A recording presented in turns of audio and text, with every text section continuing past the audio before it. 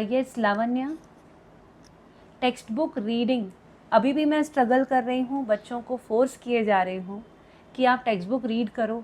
कुछ करते हैं, कुछ डायरेक्टली क्वेश्चन आंसर्स पर जंप करते हैं कि चलो अभी क्लासेस में सुन लिया पूरा चैप्टर, अभी सीधा लर्न करना है।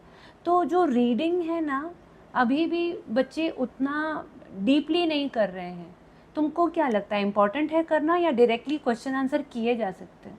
तो ऑब्वियसली डायरेक्ट क्वेश्चंस पे जंप करना गलत है, ऐसा नहीं करना चाहिए। तुम्हें लगता है कि तुमने लेक्चर्स में सुन लिया है, ध्यान दे दिया है, तो तुम्हें आ जाएगा, बट रीडिंग करना बहुत इंपॉर्टेंट है, बिकॉज एग्ज़ाम में एट द एंड तुम्हें टेक्स्ट बुक से ही लिखना है, वही लैंग्वेज यूज़ करनी है। तो रीडिंग करना एंड इम्पैक्टफुल रीडिंग करना बहुत इंपॉर्टेंट है। इम्पैक्टफुल रीडिंग करना इन द सेंस तुम पढ़ रहे हो और तुम्हें उसका मीनिंग समझ रहा है, तुम मीनिंग समझ के रीड कर रहे हो। कोई वर्ड तुम्हें समझ नहीं रहा है, तुम उस वर्ड का मीनिंग लिख रहे हो, you are googling it, you are asking your teachers and you are writing the meaning उस वर्ड के बाजू में ही, and you are taking short notes, you are writing it on the text book.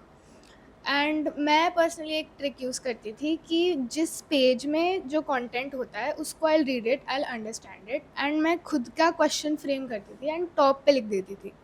So while revising also that use to help allot.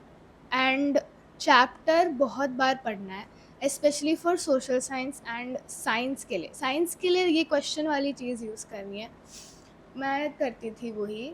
तो और अगर तुमने text book का कंटेंट ही अच्छे से समझ लिया तो तुम एग्ज़ाम में जो कॉम्पिटेंसी बेस्ड क्वेश्चंस आते हैं वो आराम से आंसर कर पाओगे। You don't have to have a pressure कि कॉम्पिटेंसी बेस्ड क्वेश्चन है, मैं कैसे करूँगी। So it's all in the text book. Okay, तो हम जानते ही हैं कि एनसीईआरटी रीडिंग का कितना ज़्यादा सिग्निफिकेंस है। लावण्या ने उसी चीज़ों को बोला है जो हम क्लास में बोलते रहते हैं।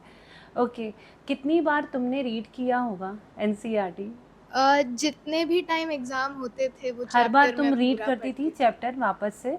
हाँ, मतलब स्कूल वाले एग्ज़ाम्स के लिए तो मैं रीड करती थी।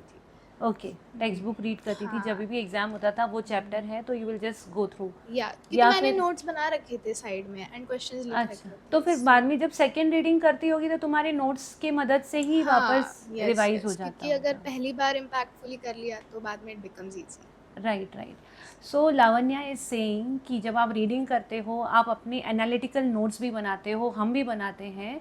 तो बार बार जब एग्ज़ाम आती है तब आपके लिखे हुए ही खुद के नोट्स ही आपको हेल्प करते हैं उसी चीज़ को क्विकली कवर अप करने में। So please use this tip definitely for your NCERT reading.